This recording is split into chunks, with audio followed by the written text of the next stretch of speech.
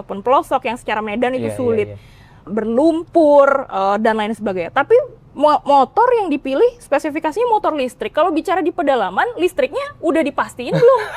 Di sana di satu sisi ada banyak sekali masalah berkaitan dengan pelaksanaan MBG. Jangan-jangan ya coverage media tadi itu pencitraan lah biasanya. Citra aja. Memang umum begitu. 30.000 unit yang direncanakan pembelian tabnya dengan total perencanaan itu sekitar 510 miliar. Itu tentu jumlah yang sangat besar. Betul. Dan itu sudah direalisasikan, artinya uangnya juga udah dibelikan gitu ya. DPR ya mungkin 1-2 orang, 1-2 bagiannya memberikan respon. Tapi ya itu cuma sekadar misalkan konten di sosial media. Misalnya ikut mempertanyakan juga. Ya kita netizen yang harusnya bertanya, kenapa malah DPR ikut kenapa kalian yang fungsinya pengawasan jadi malah nanya ke kita gitu ya? Gitu, jadi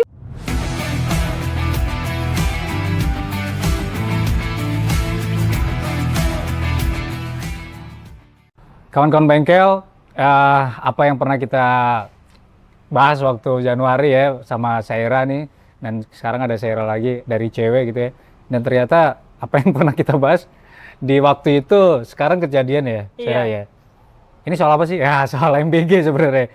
Yang lebih spesifik sekarang kita mau soroti soal belanja-belanja barang yang dilakukan sama Badan Gizi Nasional. Iya.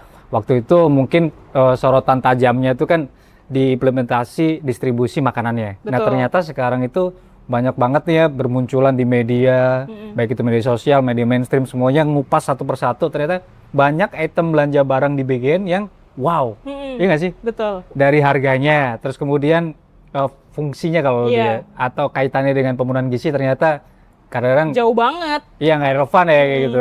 Nah Sarah ternyata ngulik-ngulik tuh, ya kan?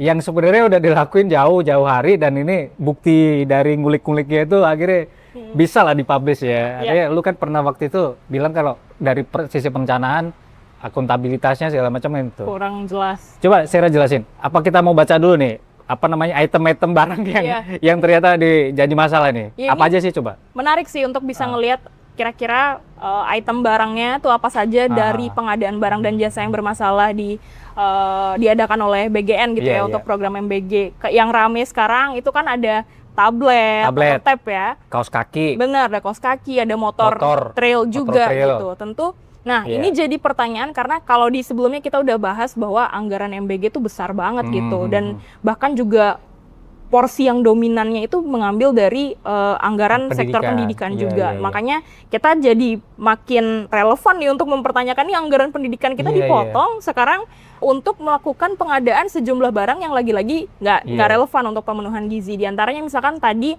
ada tab itu di perencanaannya BGN di sistem rencana umum pengadaan itu sirup-sirup di website Sirup itu tuh ada sekitar 30.000 unit yang direncanakan pembelian tabnya dengan total perencanaan itu sekitar 510 miliar. Itu tentu jumlah yang sangat besar. Betul. Dan itu sudah direalisasikan, artinya uangnya juga udah dibelikan gitu ya dalam proses pembelanjaan si tab itu. Versi Pak Dadan kan memang buat pendidikan siapa? SPPI ya? Iya, dana betul. Pembangunan itu ya? Dan itu realisasinya ada 508 miliar, dan 500, kalau kita coba kalkulasi 8,5 miliar. 508 miliar lebih, dan kalau dikalkulasikan dengan 30.000 unit itu satu unit tabnya itu berarti berharga sekitar 16-an juta. Dan lu udah cek ya berapa harganya sebenarnya? 16-an juta yang kalau di situ bahkan ada spesifikasi merek yang diinginkan lagi gitu ya. Itu ada merek tertentu yang disebut, dan ketika dicek dengan merek yang sama di pasaran itu harga umumnya cuma sekitar 8-9 juta. Berarti ada potensi markup untuk satu unit itu sekitar 7 jutaan. Kalikanlah 30.000 unit. Itu potensi apa namanya, bocor atau apa itu ya? Nah, selisih itu kalau di dalam konteks pidana korupsi jadi masuk apa? Ini bisa markup ini potensi markup, dan ini juga bisa berasal atau muncul dari proses perencanaan yang nggak bagus, karena berarti mereka nggak melihat harga pasarannya berapa, karena kan dalam proses pengadaan itu juga harus masuk ke dalam tahapan perencanaan ya. Jadi dia mau menetapkan jumlah unit yang dibeli sekian, harus menyediakan pagu sekian, itu kan tentunya harus melihat harga pasarannya KPS lah berapa, ya, harga kan perkiraan sendiri gitu. Nah, dengan jumlah gap yang cukup tinggi tersebut, tapi tetap pengadaannya tetap berjalan, maka potensi markupnya sebenarnya di situ udah terjadi. Belum lagi sebenarnya kalau kita lihat pengadaan tablet ini, dia itu ternyata dipecah. Jadi totalnya tuh ada 9 pengadaan. Paket? Iya, ada 9 paket pengadaan yang nilai totalnya ketika dijumlah itu tadi 508 miliar. Nah, ini juga patut kita sikapi secara kritis. Kenapa? Karena sebenarnya ketika dia di breakdown jadi 9 paket pengadaan, masing-masing nilainya tuh jadinya di bawah 100 miliar. Dan ketika sudah dijadikan 9 paket, itu nominal tuh sebenarnya mirip. Kayak misalkan ada 2 pengadaan yang nominalnya sama persis sampai titik komanya, sama-sama misalkan 66 miliar sekian. Kayak gitu, jadi nominalnya serupa, tapi pengadaannya jadinya nggak dalam satu paket pengadaan jadi 9. Nah ini juga berbahaya, kenapa? Karena ada potensi itu sengaja untuk memecah paketnya jadi nilai yang lebih kecil, karena kalau misalkan satu paket pengadaan itu dia jumlahnya 100 miliar ke atas, itu nanti ada prasyarat lain lagi yang harus dia penuhi gitu, karena dia akan masuk ke dalam kategori pengadaan yang kompleks. Jadi nanti ada kewajiban yang harus dipenuhi, misalkan dia harus dapat masukan atau pendapat dan melibatkan dari ahli hukum kontrak misalkan, dan harus melibatkan metode prakualifikasi. Di syarat-syarat tambahan seperti ini, itu bisa ada masukan seperti misalnya, oh ini mau beli 30.000 unit, berarti ini bisa untuk tidak beli di marketplace, tapi misalkan beli di produsen langsung, sehingga nanti ada potensi penghematan anggaran, karena beli sekian ribu unit pasti bisa dapat misalkan harga sekitar 60% dari harga pasaran misalnya. Jadi harus ada syarat yang dipenuhi kalau dia itu sebenarnya memenuhi nominal atau pagu itu 100 miliar. Tapi kalau dipecah kayak gitu kan berarti dia selamat lah ya dari sejumlah kewajiban-kewajiban itu. Dan sebenarnya itu juga nggak boleh karena ada larangannya dalam Perpres soal PBJ bahwa... Nah itu apa ya? Apa isi Perpres itu? Iya, jadi intinya adalah ketentuan di dalam Perpres PBJ ini salah satunya adalah larangan untuk memecah paket menjadi paket yang lebih kecil dengan kesengajaan atau indikasi untuk menghindari proses tender atau seleksi gitu, jadi misalnya. Jadi karena kan ada kualifikasinya lagi ya, misalkan ketika dia 100 miliar ke atas, dia tuh harus salah satu ada opsi pilihan metodenya itu lewat tender gitu. Kalau misalkan di bawah 100 miliar itu nggak perlu lewat tender. Jadi kita harus melihat potensi-potensi yang udah jelas seperti ini sebagai ya jangan-jangan ini indikasi yang sangat terang untuk ya mengakali peraturan yang ada dan lagi-lagi berdampak sama kebocoran anggaran gitu. Belum lagi kita bicara motor itu 1,2 Iya, motor, kaos kaki, terus apalagi itu event organizer. Ya itu ada sangat banyak. Iya, terus kemarin tuh ramai juga. Mobil ternyata ada sewa mobil juga gitu kan. Ada banyak sekali sebenarnya kalau printer.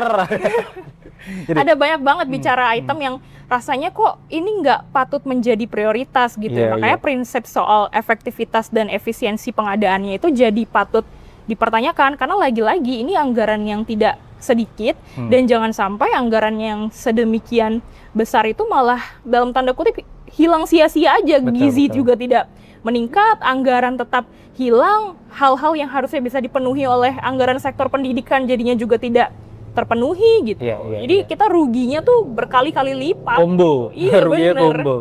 Gini, Sera, gue tuh inget waktu kalian bikin kajian tuh soal politik spokesperson di waktu ini ya, pemilik dapur itu ternyata beberapa pemilik yayasan terafiliasi dengan beberapa yayasan dan gurita-gurita inilah ya.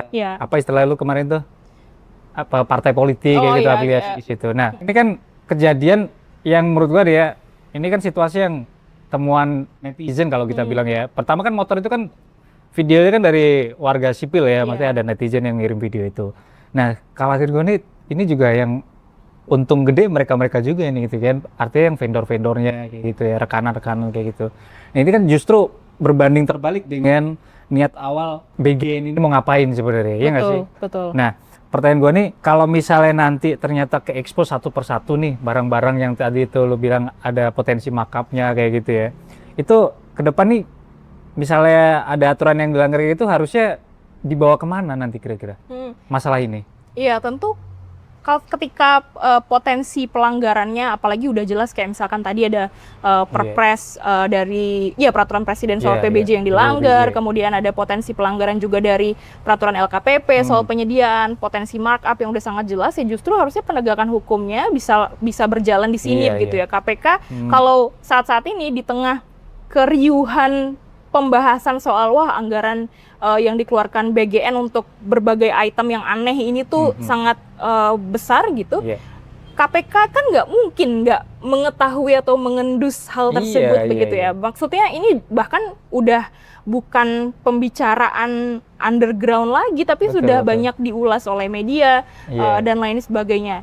Ketika KPK beberapa waktu lalu juga menyampaikan bahwa KPK ikut melakukan pengawasan, ya disinilah proses pengawasannya itu yang harus kita tagih jadinya gitu.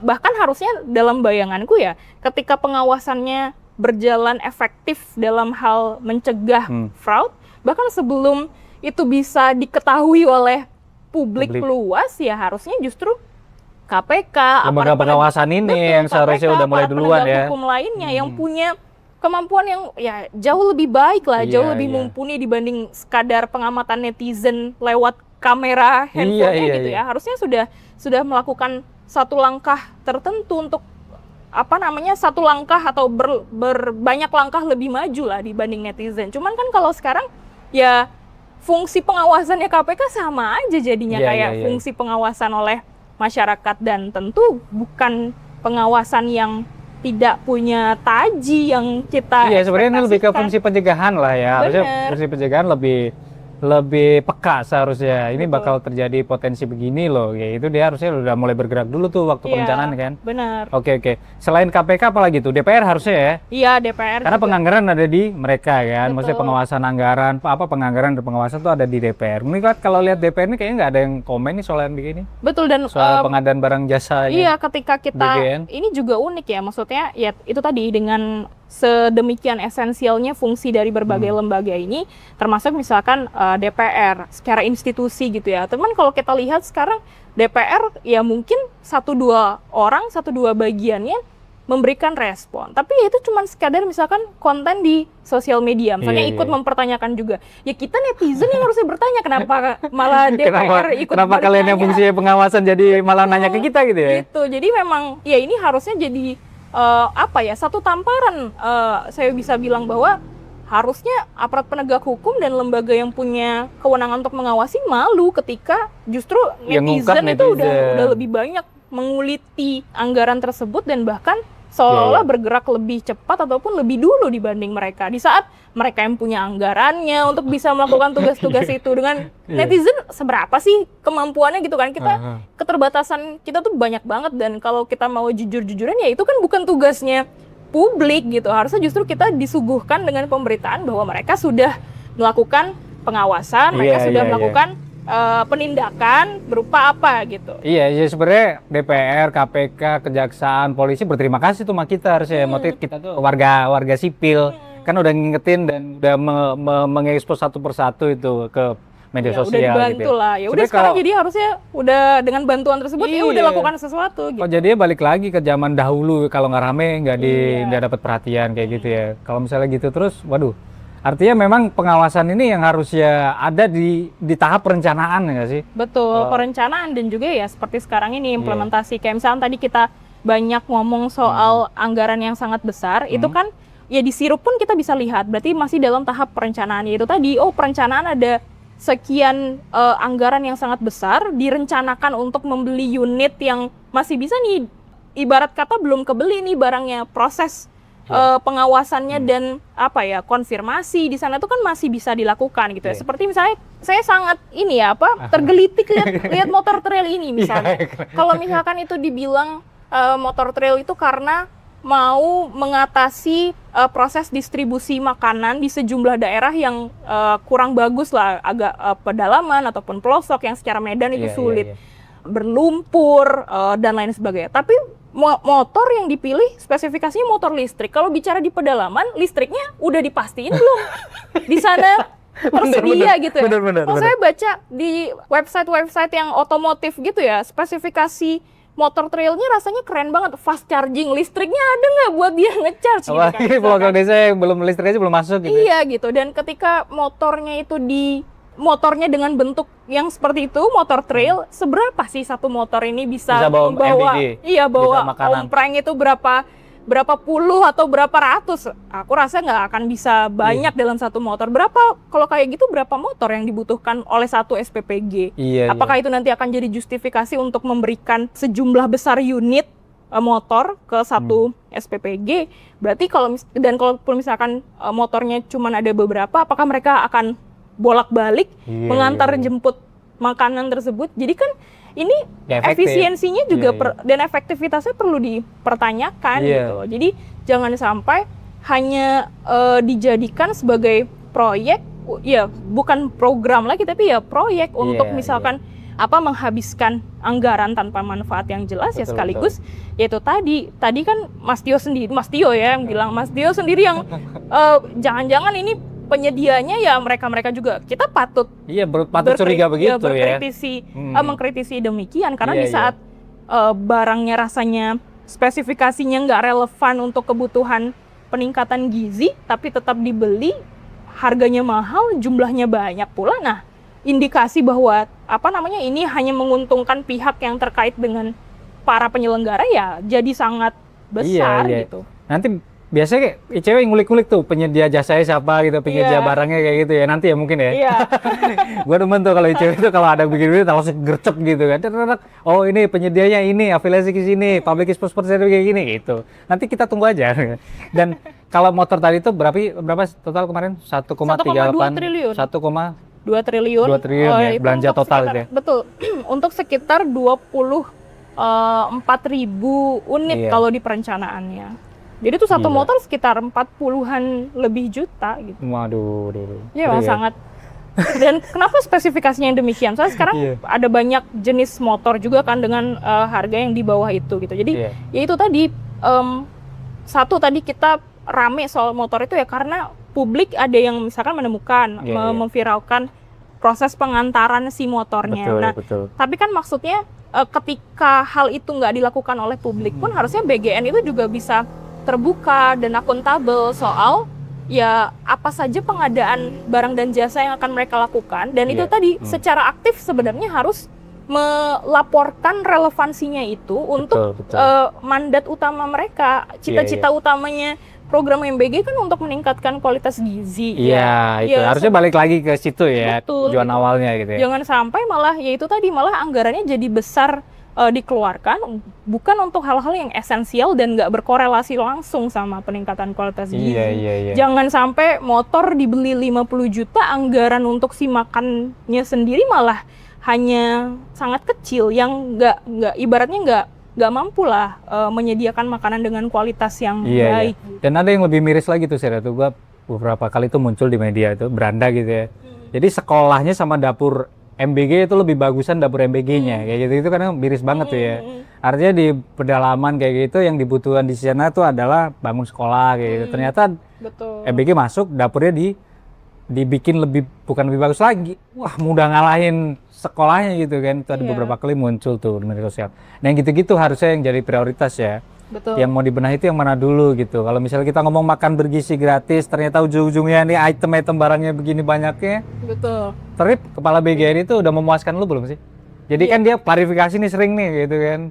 Jadi ada beberapa hal yang dia klarifikasi, misalnya kayak motor tadi tuh tujuannya buat itu, terus kemudian tablet tujuannya buat ini, buat itu. Memuaskan nggak buat lo? Iya tentu enggak sih. Karena lagi-lagi itu nggak memberikan jawaban soal apa korelasi langsungnya soal peningkatan kualitas gizinya gitu. Dan itu kan lebih ke justifikasi mereka memilih produk tersebut. Bukan, yaitu tadi, bukan justifikasi yang disertai dengan keterkaitannya nih, ketika barang ini dipilih, apa nih, udah ada perhitungan, misalkan ada peningkatan kualitas gizinya bahkan sampai sekian persen, misalkan dengan cara dan metode yang seperti apa, itu kan nggak pernah tersampaikan kepada publik secara jelas, yang mana di satu sisi ya sebenarnya bisa dipahami karena ya nggak bakal ada korelasinya juga gitu. Jadi ya memang itu penjelasan, ya karena diminta penjelasan, mau nggak mau memberi penjelasan, tapi nggak menjelaskan apapun. Korelasi ini cari-cari, Iya, ya kan? gitu. Ya ada sih memang kaitannya gitu, cuman kan agak muter, ya, harus muter dulu gitu. Sarah, kalau misalnya ini nggak ada penegak hukum atau nggak ada tindakan hukum, misalnya kayak audit lah minimal gitu ya, itu gimana ke depan? Bahaya nggak ini? Tentu satu sangat berbahaya, karena itu tadi kita mengkhawatirkan apa yang sekarang sudah kelihatan dengan jelas akan semakin bertambah potensi fraudnya ke depan. Ketika justru 1-2 hal potensi fraud sekarang nggak ditindak, siapa yang bisa menjamin bahwa fraud di masa mendatang under program ini tuh nggak akan mendapatkan penegakan atau penindakan hukum yang diperlukan juga, begitu kan. Di satu sisi yang lain, yaitu tadi kita semakin kehilangan hak kita atas kualitas layanan publik lain yang sebenarnya bisa kita dapat, tapi jadinya berkurang atau dikurangi gitu ya. Ya karena itu tadi banyak pos anggaran dipaksa untuk berhemat, mengencangkan ikat pinggang karena ya mau dikumpulin semua buat MBG. Dan ya ketika sekarang kita tadi banyak membincangkan KPK belum melakukan satu penegakan dan penindakan. Justisianya kayaknya belum sih. Iya, apa nunggu laporin cewek kayaknya? Ya, kenapa harus nunggu kita lapor, Pak? Kan udah jelas. Harusnya bisa, gitu, mereka kan? sih udah harus mulai bergerak nih dengan situasi begini ya. Ini juga jadi tamparan keras harusnya untuk Presiden Prabowo, karena ini adalah program yang dijadikan program prioritas, ini jadi janji politik semasa berkampanye. Harusnya malu kalau programnya banyak potensi fraud tapi nggak ada tindakan yang serius. KPK juga harusnya khawatir sama bagaimana kepercayaan publik terhadap citra KPK, terhadap bagaimana kepercayaannya terhadap KPK untuk nanti bisa melakukan pemberantasan korupsi yang optimal, ketika sekarang kita pun sudah bisa melihat ada indikasi fraud dan KPK tuh tidak berbuat apa-apa gitu. Jadi ini jadi satu tamparan yang keras rasanya bagi banyak pihak yang terkait gitu, bagi presiden, bagi lembaga penegak hukum, pengawas dan lain sebagainya. Ya kita tunggu aja nih ya, mudah-mudahan KPK juga bergeraknya agak cepetan lah gitu ya. Kita juga penasaran nih, mesti ada nggak sih fraudnya di sini gitu kan? Kita jadi bertanya-tanya juga nih, kalau misalnya dibiarin gini kayak seolah nggak ada fraudnya gitu loh. Iya, betul. Padahal belum dilakukan audit, jadi kayak didiemin gitu kan, jadi penasaran juga kita nih. Iya. Beneran ada nggak gitu kan? Tapi kalau feeling gua sih ada. Maksudnya feeling tadi ya dengan gap-gap tadi tuh ya, selisih-selisih tadi itu. Potensi markup. Terus kemudian di perencanaan pengawasannya kayak kok agak dibiarin kayak gitu nih, bisa ada potensi itu sih. Ya mudah-mudahan segera bergerak lagi ya. Biar nggak menimbulkan ini tanda tanya gitu ya kan. Ada saran buat KPK lebih spesifik lagi buat Pak Setio gitu? Iya. Ya itu tadi sih, pasti tentu publik itu banyak mendiskusikan hal ini, tidak hanya sekedar ingin meramaikan media sosial saja, tapi justru ramainya diskursus publik soal isu ini ya karena justru keinginan untuk segera ada penindakan hukumnya gitu. Dan tentu ini jadi harus direspon secara cepat dan benar begitu oleh aparat penegak hukum, karena selain memang mandatnya itu tadi masa tenang sih menjalani hari-hari melihat ada potensi pelanggaran dan yang dipertanyakan kita terus. Iya, sedemikian besar tapi nggak mengambil langkah konkret gitu. Tentu ketika dari awal banget MBG itu dilaksanakan dan banyak publik ikut menyoroti, kemudian banyak kritik juga gitu kan, itu harusnya justru jadi salah satu penguat bagi aparat penegak hukum untuk matanya tuh nggak boleh lepas dari MBG gitu. Jadi makanya itu jangan sampai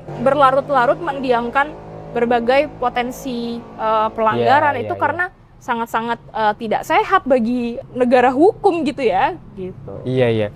Kemarin tuh kan kalau nggak salah ya pekan lalu kayak ini kan ada survei kepuasan terhadap pemerintahan Prabowo Gibran ya. Nah salah satunya ternyata MBG jadi penopang kayak gitu. Maksud gua ini kalau misalnya isu ini muncul gitu mungkin publik akan menganggap bahwa MBG nggak bisa dipercaya gitu. Bisa jadi. Terutama BGN gitu ya. Karena survei kemarin tuh spesifik dia nyebutnya salah satu yang bikin publik puas itu karena kinerja untuk makan bergizi gratis itu katanya gitu kan. Ya teman kita juga itu sebenarnya yang bikin surveinya gitu. Maksudnya kita kenal gitu. Tapi maksudku segitu ya banget gitu melihat potensi fraudnya tadi itu kemudian dialihkan dengan survei yang menurut kita nih pabrik yang mana gitu yang disurvei gitu loh. Nah ada satu hal yang menarik juga, walau nggak serta-merta berkaitan sama survei, tapi dari sejumlah pengadaan yang tadi coba kita lihat di pengadaannya BGN tahun 2025, yang banyak dibahas kan selain tadi ada tablet, kemudian motor, seragam dan lain sebagainya. BGN itu juga menggelontorkan anggaran yang nggak sedikit untuk expose media gitu. Ada sekian pengadaan dan itu totalnya 50-an miliar lebih, yang dominasi pengadaannya itu judulnya bahkan expose publik dan publikasi kegiatan pimpinan BGN. Sesuatu yang seperti itulah kira-kira judulnya. Ini kan juga jadi patut dipertanyakan ketika anggarannya bahkan sampai puluhan miliar untuk coverage media. Kita patut mengindikasikan juga dengan sekarang padahal di satu sisi ada banyak sekali masalah berkaitan dengan pelaksanaan MBG, jangan-jangan ya coverage media tadi itu pencitraan lah biasanya. Pencitraan aja gitu. Memang umum begitu, umumnya begitu. Jadi belanja media kan bukan untuk jelek-jelekin BGN kan? Iya, tentunya gitu ya. Gue juga berpengalaman di situ ya, maksudnya di media kan gue udah hampir 10 tahun lebih gitu ya. Ya orang mau belanja media ya mayoritas untuk pencitraan positif, bukan pencitraan negatif. Bener banget, dan ya maksudnya kenapa saya harus menyampaikan tadi nominalnya nggak kecil untuk coverage media, ini juga jadi pemantik untuk kita lebih kritis ketika lihat berita yang bagus soal MBG. Apakah ini memang ada kualitas yang bagus sebagaimana ditampilkan? Karena misalnya kayak saya pernah beberapa kali lihat juga di sosial media ataupun di akun sosial media tapi dari akunnya pers gitu ya, media gitulah yang kemudian mengulas SPPG tertentu yang dianggap kualitasnya bagus, atau misalkan penyediaan makanan di SPG tertentu yang dianggap kualitasnya tuh baik. Nah, ketika sekarang kita tahu juga di satu sisi ada coverage media yang digelontorkan itu besar, nah kita melihat publikasi-publikasi seperti ini tuh jadinya harus lebih kritis. Apakah itu memang bagus pada praktiknya atau karena bagus hasil diolah gitu ya untuk rekayasa, itu tadi untuk bagian publikasi tadi gitu. Mungkin informasi positifnya ada gitu ya, tapi itu yang diglorifikasi gitu ya. Gitu. Ya itu tadi pencitraan, kalau bahasa sederhana itu pencitraan. Ya memang gitu. Apa definisi lain apa kan nggak ada gitu ya. Atau istilah lain yang bisa dipakai apa? Kan nggak ada. Pencitraan kan? Iya. Kayak gini kita kan bukan pencitraan ya. Apa yang mau dicitrakan? Thank you Sera ya. Udah mampir di bengkel video untuk kedua kalinya. Gimana? Sama-sama. Ngerasa nyaman nggak? Udah di bengkel gitu. Nyaman. Walaupun udah nggak pakai baju bengkel lagi, jadi nggak kayak di bengkel lagi nih kita sekarang. Oke. Sera ini anak muda yang luar biasa ya kan. Jadi berani mengkritisi sesuatu yang sebenarnya kawan-kawan anak muda yang lain itu kalau misalnya punya daya kritis sama-sama kayak ICW gitu. ICW itu kan apa istilahnya dulu ada pendidikan apa tuh yang? Pendidikan anti korupsi. Ada ya? Sekolah anti korupsi. Sekolah anti korupsi itu kalau misalnya ini semua bergerak gitu ya mengkritisi MBG di seluruh daerah itu keren juga ya. Harapannya ini kan yang nonton PDO banyak ya. Viewersnya bisa kalau bisa 2 juta lah ini ya. Nah, berarti 2 juta bergerak gitu ya. Untuk 2 juta setidaknya memasang mata dulu, mata aware bahwa ada potensi fraudnya besar juga. Gitu. Maksudnya gini, kalau misalnya kita kan mungkin jangkauannya cuma Jakarta dan sekitarnya gitu ya. Tapi kalau kawan-kawan bengkel yang ada di mana gitu kan, kalau misalnya ternyata dia lihat di depan rumahnya MBG itu nggak benar segala macam, bisa dong di up gitu di media gitu kan. Harapannya begitu. Oke, thank you Sera ya, udah mampir. Sip, sama-sama. Kawan-kawan bengkel, ya begitulah negara kita gitu. Kadang-kadang harus diekspos dulu atau diungkap dulu gitu ya sama netizen, sama warganet. Baru nanti pemerintahnya bingung gitu kan. Baru pemerintahnya nanti kalau bahasa coverage medianya kayak gitu ya. Pencitraan positifnya ya ini naik lagi. Ya begitulah. Itu dari zaman dulu sampai sekarang ya begitu polanya gitu kan. Nggak ada yang baru sebenarnya. Oke, makasih ya kawan-kawan bengkel. Sampai jumpa di episode berikutnya. Reparasi tanpa basa-basi. Thank you Sera ya. Yuk, thank you Mas.